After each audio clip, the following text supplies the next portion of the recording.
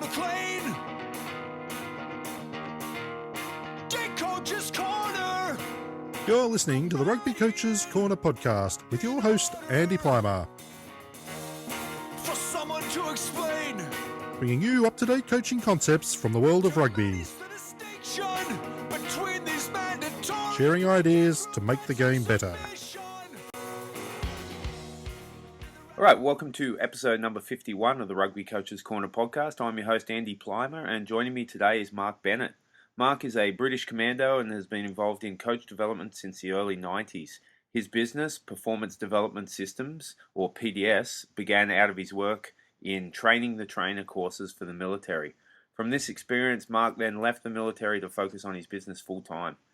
He believes in a practitioner-based approach to maximise real-world performance, and PDS has worked with England Rugby, Bath Rugby, Warrington Wolves Rugby League, NBA teams, the British military, along with a host of schools, universities and businesses.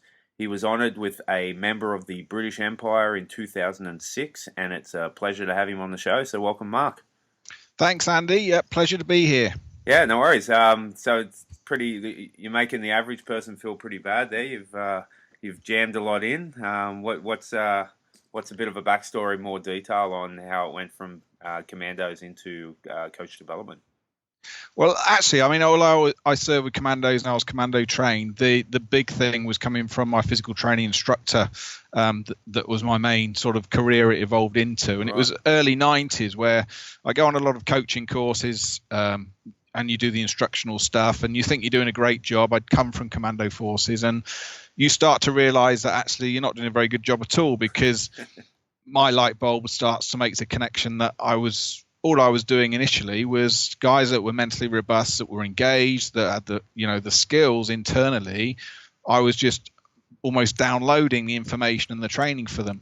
So they were keeping up, but I wasn't influencing anybody that didn't have those skills, those qualities. So I started to realize that was 1990. I either need to change jobs or change the way I do my job. So it was been a lifelong passion since then, and it's taken a long time. It took years for me to get it right, and then it took probably another 6-7 years for me to understand how I can train other people in it. And it's just evolved, and that's why in 06 I turned down promotion to leave to do this full time, because I was already working with Premiership rugby teams and Super League since the late 90s on my holidays. So it was a simple transition for me, really. But yeah, the light bulb came from realizing how bad I was when I thought I was good.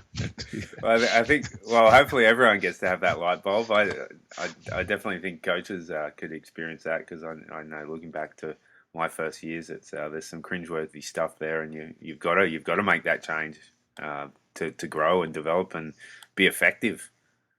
Yeah, and it's finding the right people that can help guide you to shortcut that skill set. And for me, it was I couldn't really find any practitioners out there that could explain it. There were either people good at it but couldn't really explain it. They'd sort of naturally evolved, or there were people that were very good at presenting it on a PowerPoint, but when it came to practitioner, it couldn't be transferred. And as you know, most coaches are practitioners, so that's why it took quite a while for me to get to a point where I could share something that could add value to other coaches. Right. So what do you mean by a practitioner-based approach, that you're working solely with the coach in terms of their development?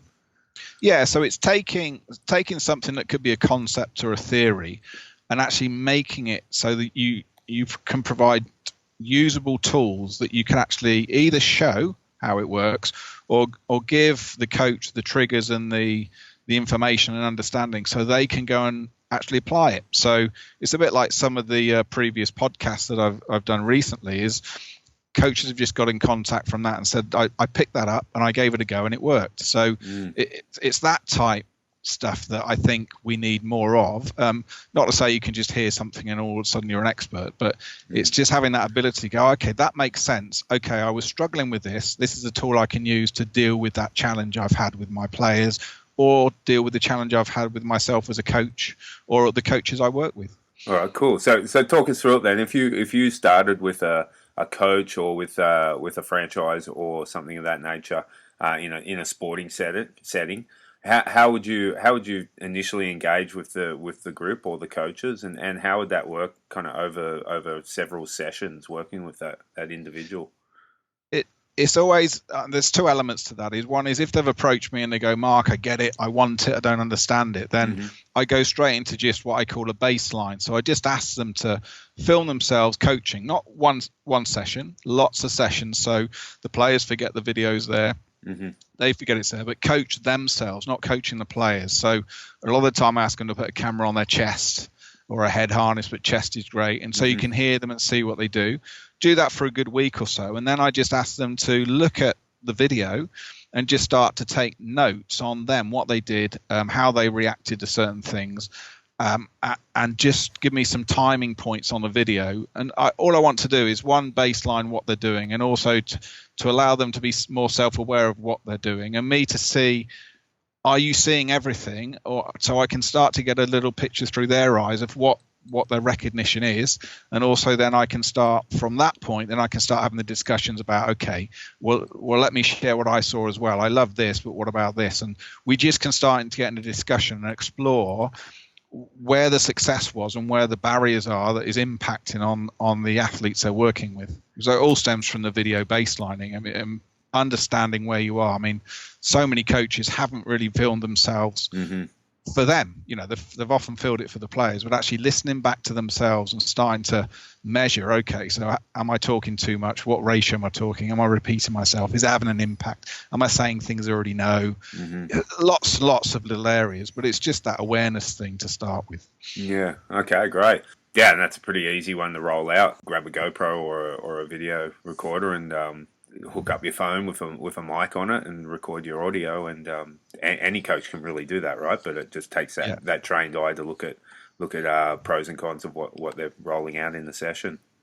Yeah, and I think the first stage is, even if they don't have anybody that like myself that can come in and start having that conversation, just by filming yourself and spending time sitting down and listening to yourself, not worrying about what the players are doing, focusing on you, can be a real eye-opener to what you thought you were doing and what you're actually doing in a coaching session. So that in itself, I think, is priceless. But this is where that has to happen every time. I get quite frustrated when training or mentor providers go in and they don't baseline first. They're already going in making suggestions. But for me, it's all about developing the coach to support them developing the players. So it has to stem from self-awareness first. Yeah, great. Okay, awesome.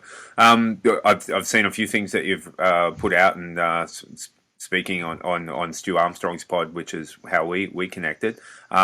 You talk a lot about assessing a team, whether they're interested in performance versus leisure, and then building that into the concept of acceptable, exceptional, unacceptable. Can you talk a little bit about that and how that would look on the practice field? Yeah, so the first element I always say to anybody is start measuring performance not by outcome, but through behaviour, day in, day out behaviour, for coach and for players. So when we use the word performance and leisure, the first thing I do is we agree the meaning to those words. So for me, performance is a behavior, not an outcome, and leisure is a behavior, not an outcome. So what I mean by that is you can have a player that's a top flight Premiership rugby player that is actually a leisure player, because an example of a leisure player, he does the stuff he likes doing. He will work hard when the coach is observing him and asking him to do certain things, but the very things he knows that are impacting on his performance to take him to the next level, he won't put the time in. He won't do everything he needs to do unsupervised to be the best he can be. He's not pursuing excellence to be the best he can be. He's just thinking, as long as I get picked in front of the other guy. So for me, that's a leisure player. Now, you could have somebody else that is a beginner, but on the first day, and let's use this as a female player now, on the first day, she would say, okay, what do I need to do to be the best I can be? And she seeks the right nutrition. She seeks the right training. She really seeks to understand the elements she needs to learn when she's in the practice session. She doesn't mind challenging coach and working with the other players to help herself be the best she can be. And off the pitch, on the pitch, supervised, unsupervised, she continues to be the best she can be in every single moment. So that for me is a performance player.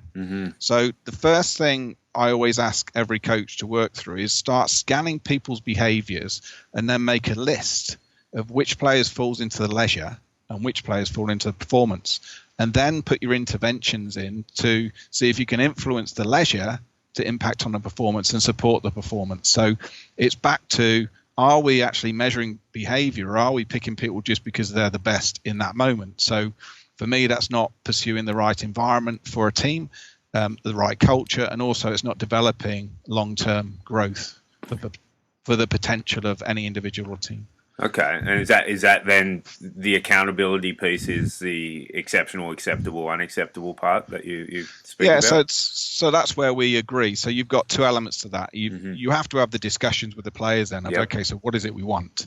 And we agree it. So there's one thing where we look at what we call non-negotiables. So we agree, and there'll be coach non-negotiables and player ones. And they're the things that said, okay, what do you expect from me and for you guys that you have to do every single time? That we agree it's not a sometime thing, it's an every time thing. So once we say what that is, and it may be something like, so an example of one of the teams I work with, they said, okay, we will get there first. So what they meant by that is, whether they've been tackled or they're getting down or getting into position or it's a warm-up, they will always aim to get there first, to be the first person in position after they've done something. So for them, that was a non-negotiable. They said they do that every time. So then we say, okay, so what would unacceptable be? What would that look like? What would acceptable look like? And if there is an exceptional, which sometimes there isn't, what would that look like? So that's a non-negotiable on a behavior. But also then every single session, we would share, so if we're working on one element, we would share, okay, so guys, let's just agree what's acceptable and unacceptable for us. So we all understand what it looks like. And if there's exceptional, what could we stretch towards? So then there's a compass of a baseline that every player and every coach understands, okay, when we say this, we all understand and buy into what that means for us at our present level. Okay, and then the first time you see either exceptional, acceptable, or unacceptable, you need to call that out, right? Well, that's where we use that rule of three. That's a tool that I find really powerful that I developed. Is we always want to, if you think about training, we all agree that training is a means to allow people to perform in matches. That's the whole point of training. Training should be nothing more than that. So if we backtrack and we say, okay, in a match, what do we want to see happening? Well, the perfect match for us is coach doesn't have to say anything. You don't have to send any messages on. The players themselves are working everything out. And if a player starts dropping off in their commitment or their confidence, then they can realign themselves. But if not, there's other players around that could have the positive influence on that person. So what we're saying is that that's what we need to develop in training. We can't just be coach-led in training, giving them all the answers, asking them lots of questions, telling them what's right and wrong and how to put it right, have the odd discussion where it's majority proportion coach talking, and then hoping they're going to do something totally different in the match. So the rule of three is very much about, rule of one is the person themselves recognizes what they're doing, whether it's excellent, and recognize if it's unacceptable and knowing how to put it right if it's unacceptable. That could be in their behavior, their choices, or their commitment to their choice, or the review of both the choice and the commitment once they've just made that choice. That's the first one. Rule of two is, if that's not happening, the players around them recognize that and has a positive influence to make the right changes in that player. So it's not just saying something to them, it's knowing the players around them and saying, for that player, what's the best way to get them back to minimal acceptable on what we've agreed. Now, if that doesn't happen, rule of three is the coach steps in. So we're sharing this overtly with every single player. So this is what we're going to do. The coach then stands on the sideline. He's looking, okay, I'm looking for one. I'm spotting someone there unacceptable in what we've agreed. Okay, give them a few seconds. No, they've sorted it. Great. No. Okay, now I'm looking for the other players. Are they stepping in to help that player? No, I leave it for whatever judgment time I feel. No, okay, now I step in. Now I call a whistle. Go, okay, guys, why have I stopped this? And then the coach has to put his intervention in, not telling them the answer again, because remember, this is the very things that we've agreed we know they can do. This is not stuff that they can't do, that they need the coach for. So what that allows to happen is it allows the players to start owning and taking responsibility for their choices and their behavior on the pitch based on our pre-agreed acceptables and unacceptables, and if there's exceptionals. And being consistent with that's really important. I gather, the less coach intervention you have, the more successful you think you're being. Yeah, and it's one of these things with everything. With change, there's a transition period. So if we agree this, we have to agree, look, we're going to do this every single time, and then we have to bring it alive and we have to keep it alive. Now, I guarantee you when you put these principles in place, within one session, every time, it will transform the engagement of that session, and you'll realize how much more the players know.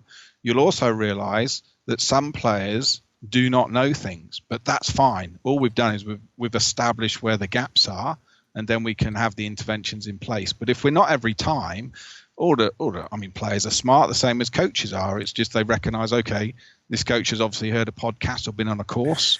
Yeah, he'll revert back in about 10 minutes. When he starts losing it again, he'll take charge. So this is where what's happened is in the past, players have learned answers. So the coach comes in, they know the coach talks quite a bit. So the coach always asks the same questions, and they might go, it's width coach or it's communication coach. Yeah, that's right. And then the coach continues to say something because they feel they need to. And so there's no real engagement there. I mean, my answer is always, if you see something going on, you have no intervention in place, you see something that's not quite right, you blow the whistle, you bring the players in, then you say, okay, review what happened over there, or what do you think about this, or whatever question, and the players give you the correct answer. Straight away, my follow-up question would be, okay, when did you recognize that? And why didn't you do anything about it? Because I'm giving you permission to make the change then. I want you to show me the answer, not tell me the answer. So it's a whole change of what our expectation is, so long as it's agreed, so they understand what it looks like. That we shouldn't be having so many of these chats where we're repeating the same thing over and over, because one, we haven't been consistent, and secondly, we haven't got a structure in place that allows the players to take ownership of the very things they should be doing for themselves. Yeah, that's great. And was this like one of the reasons I got you on the show is obviously to talk about this, but also your experiences working with Bath? You were with them for a couple of seasons. Is this a similar process that you did with, or the exact process that you did with Bath? And what was a general description of your role with the club at that time? So the 2 seasons I worked with Bath were the 2 seasons they were the most improved team in the Premiership. Yeah. The second season was when they made the final. Mike Ford brought me in. I did a bit of work with Mike when he was England Rugby coach, and he started to recognise whether some of the challenges was with just doing the traditional questions with the players. So when he pulled me into Bath, one of the things was that the first thing is every coach needs to be happy working with me. So it wasn't ordering to, it's saying, look, here's an opportunity, I believe in what Mark's doing. So the picture really looked like we started again with videos, and we just asked the coaches with the GoPros on the chest just to film, and then I just sat down initially just with one-to-ones with them and just went through, what are you seeing, okay, where's the challenge, and linked it in some of the trends with some of the players that happened in matches where they're continually making the same mistakes, or do we understand if they understand.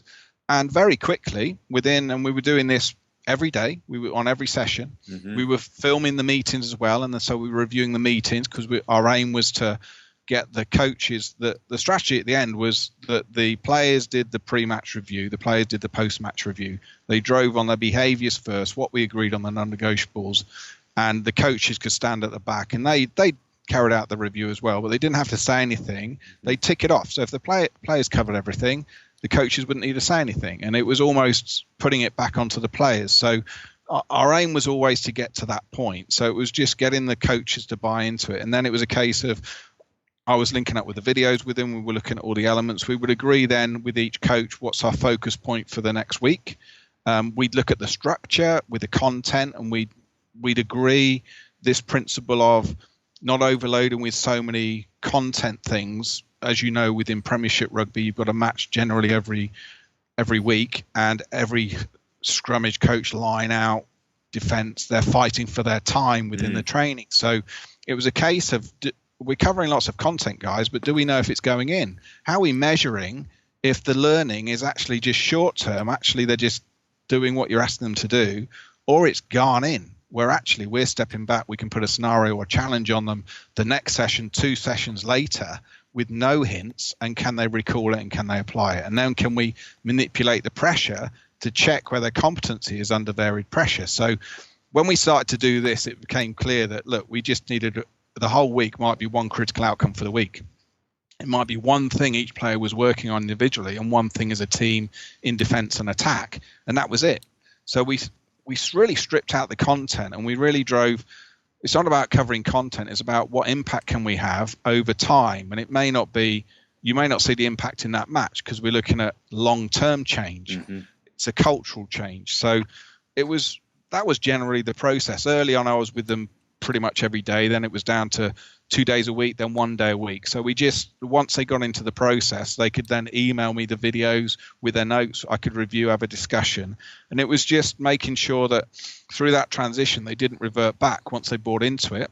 So it was to keep it alive. And my job then was to support them and keep it alive. But what was great was, I mean, look at the coaches there, very experienced coaches from a real diverse background. And although they were very individual, they all bought into the principles because the video couldn't lie. They connected with it. And they all had individual focus areas they knew for them. Some of them found other areas more natural for them than others. So they had their own individual focus points to be the best coach they could be. And we continued with that. I think they were a bit unlucky, even the first season, not to get into the top four. I think they were 1 point off.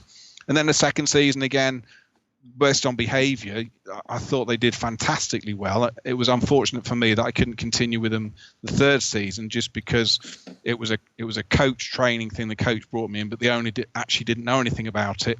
It was a coach pot for funding for coach development. So they basically didn't have the pot the following season. So probably the season where they needed me the most wasn't there, unfortunately. That's a shame. And I think a lot of rebuilds, especially in rugby terms, generally take that 3-year period. You hear Ben Darwin talk about that with team cohesion, and that that 3 years is really like a minimal amount of time. So that would have been really exciting and interesting if that happened. Yeah, and there's always that element of that transition period with the pressure that obviously Premiership football, Premiership rugby have beyond the normal coaching. So it's that challenge, especially there was a World Cup that year, which England didn't do well on. The Six Nations, England didn't do particularly well on. So some of those players were coming back, and some of them only had 2-3 weeks rest point, and then we're going straight back into the season again. And it was interesting, if you look at Saracens the season before, they lost in the final. And the following season, they just made the top four in the last game of the season and won the championship that year. So sometimes I think we can underestimate the impact of lack of success can have on pressure and fatigue. And I think an element of that team that following season was they were burnt out. They maybe didn't have the support that they had the 2 seasons before in the behavioural stuff. But I think if they would stuck with that coaching team, I think they would have come out the other end the following season.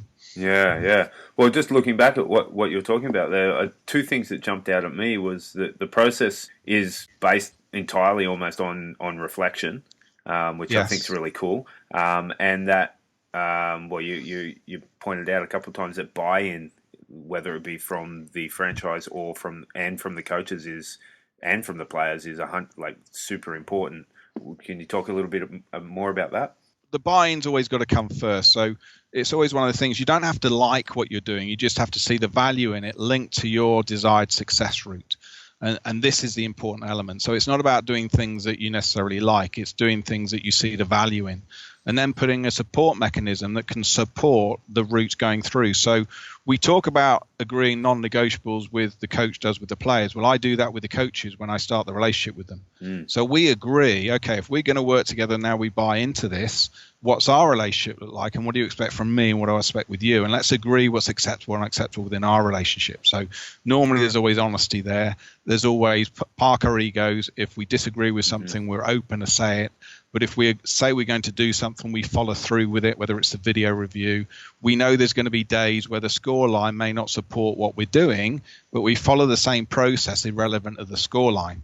So it's putting mechanisms in place that you know in your own experience these could where the hurdles happen. And then once we've got that in place, I teach the coaches and I get the coaches to teach the players how a review process that takes the emotion out of reviewing.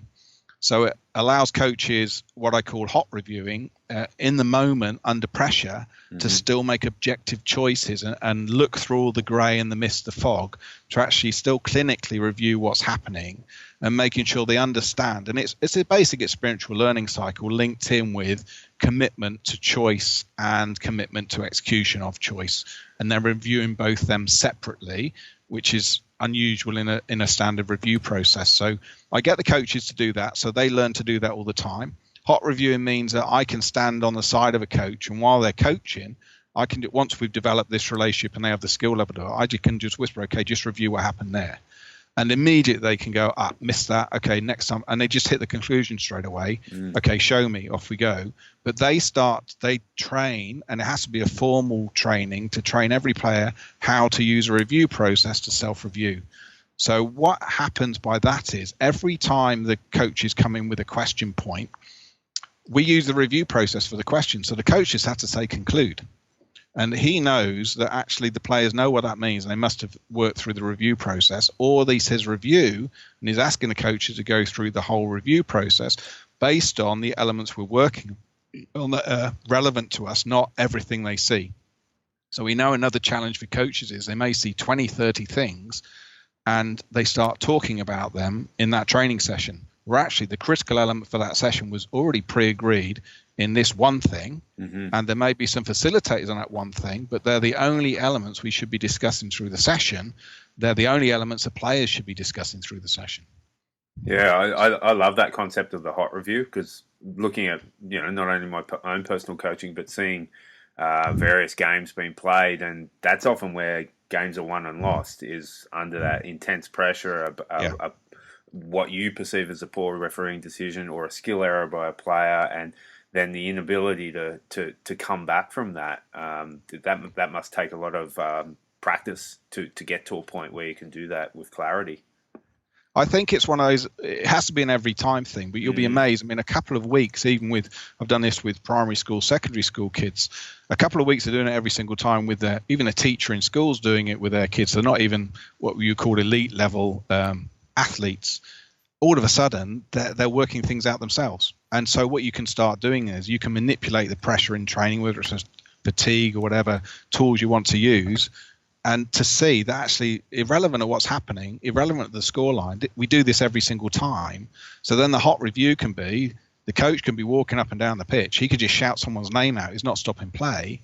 And he's just asking them for a hot review in that moment, which should take a split second.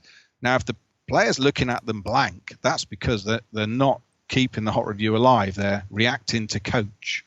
And the problem with traditional coaching is when the coach throws a question out, two things are happening. These are the negative two things that could be happening. Is one is he'll only ask a question if something's gone wrong.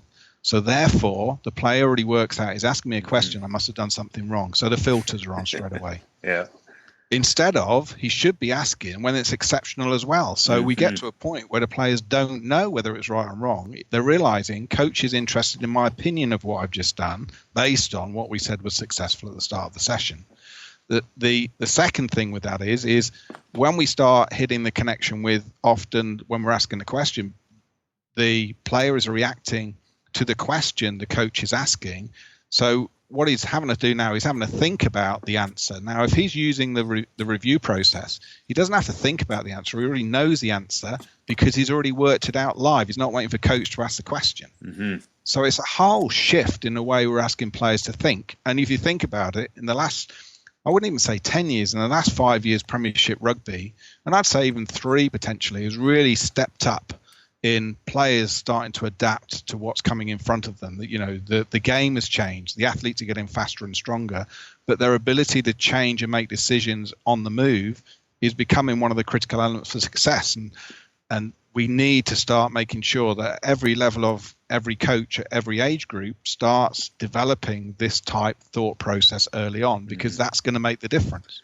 Yeah, I like that, because if the players are prepared for a hot review at any time, even if it doesn't come, they're still technically they're reviewed. Thinking through it. Yeah, exactly. Yeah, and you talk a lot about also if it's not exceptional or acceptable, you can't review it. What do you mean by that? Well, what I mean is it's actually the commitment to it. So what I mean by that is if whatever we do, the first rule we're asking every single player at any age is, I'm asking to make a decision and commit to it 100%.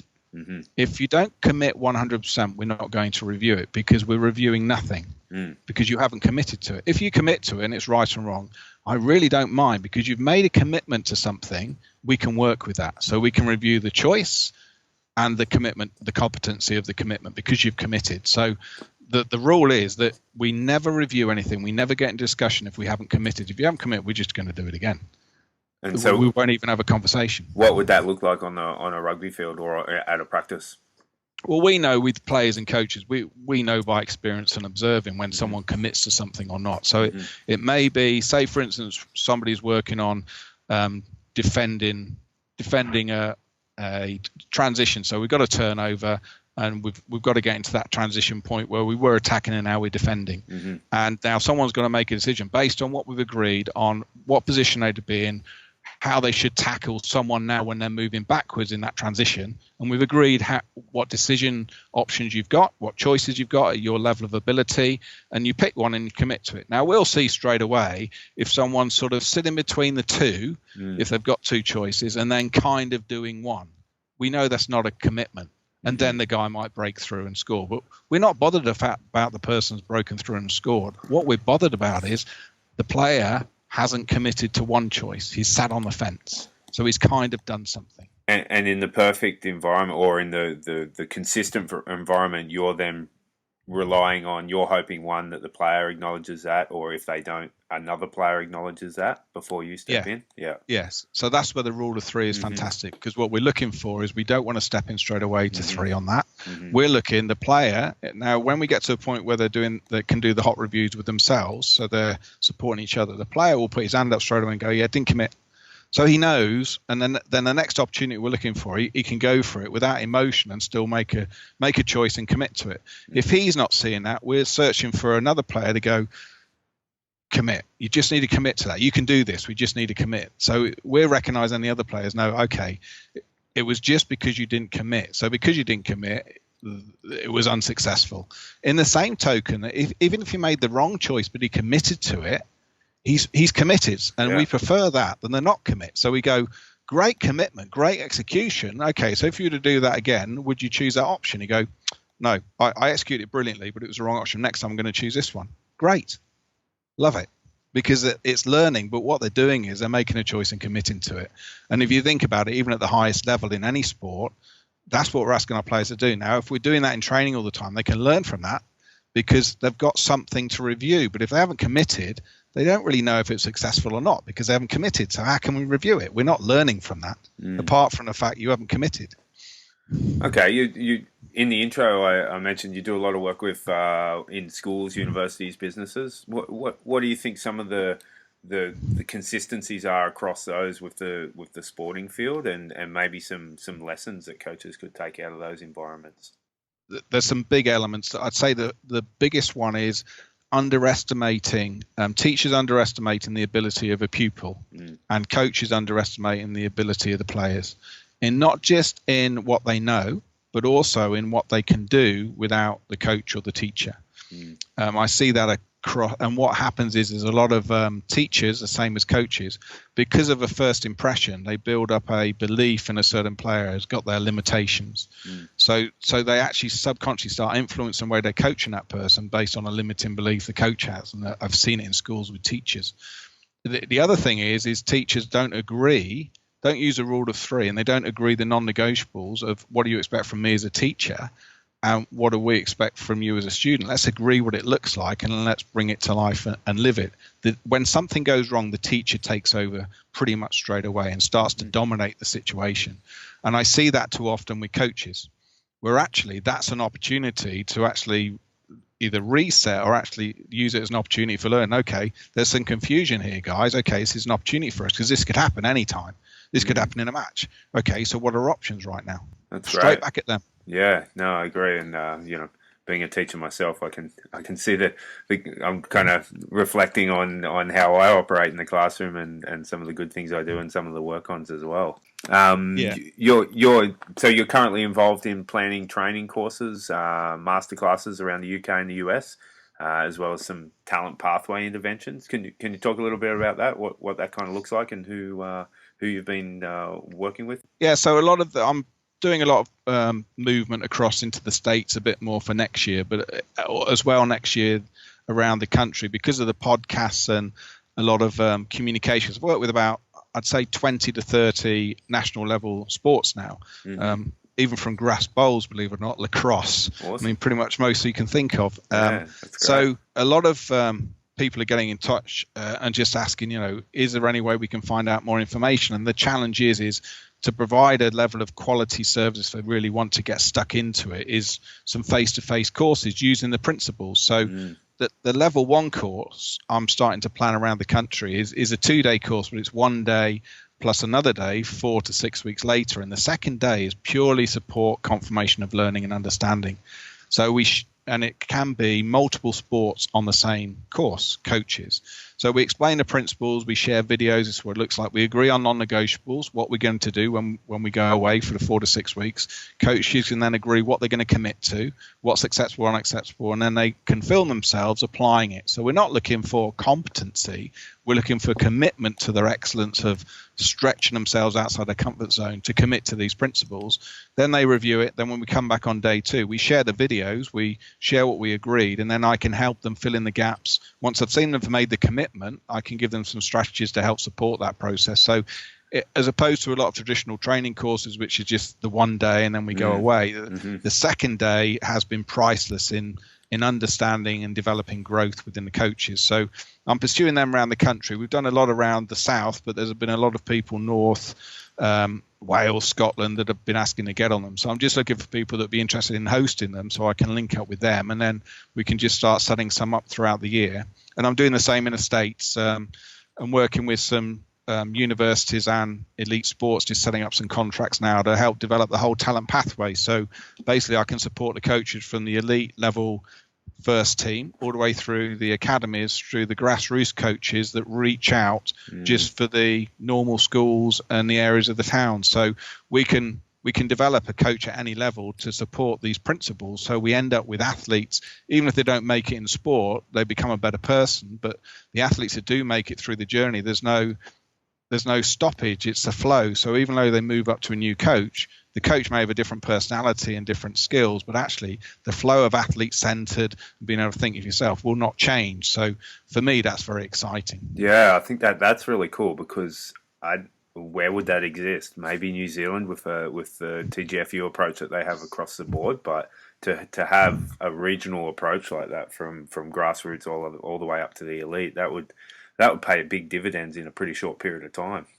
Yes, definitely. I'm still looking now for next year to find a premiership team and a premiership football team or championship team that's got aspirations to pursue excellence, and just focus on supporting them and their academies underneath. So it's just reaching out and finding head coaches that are in a position where they'd say, I'm comfortable being uncomfortable here, and this is a missing gap within what we're doing traditionally. So it's just getting the right person to invest in these type principles so they get the support they need. That's great. All right, I'll put all your contact details in the show notes. And no doubt you're on Twitter and all the various social media platforms. Yes, PDS Coach, Twitter's the main one I use for social media. No worries, and I'll put your website and email address and everything there as well. All right, we always end the show with the same final 4 questions. When you were a kid growing up, who was one of your favourite rugby players going around at that time? Wayne Shelford. Oh, nice, yes. Who, funny enough, yeah. And then years later, I ran pre-season training for Saracens when he came over as coach. So it was like a full circle there. Yeah. So, I just love the attitude that team had. And although they were seen as very a tough team, the All Blacks at that time, they were more intelligent than people in their understanding of the game and how to break down teams, and more than they were given credit for. No, yeah, he's actually coming over in Canada. And there was one bit of footage going around on YouTube, a test match against Wales, and the Welsh second rower gave him a good right hook, and nothing happened. Yeah, it's tough as they come, no doubt. All right, and what about now? Who are some of the players you like watching?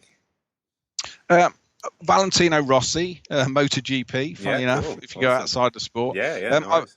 I've got a soft spot for George Ford just because I've known him since he was 8 years old. So I've seen him progress, and I just, although he's not the biggest guy on the pitch, I just love his work ethic and his intelligence in training and his commitment to being the best he can every time. And I think he's taken that a bit from that Johnny Wilson type philosophy.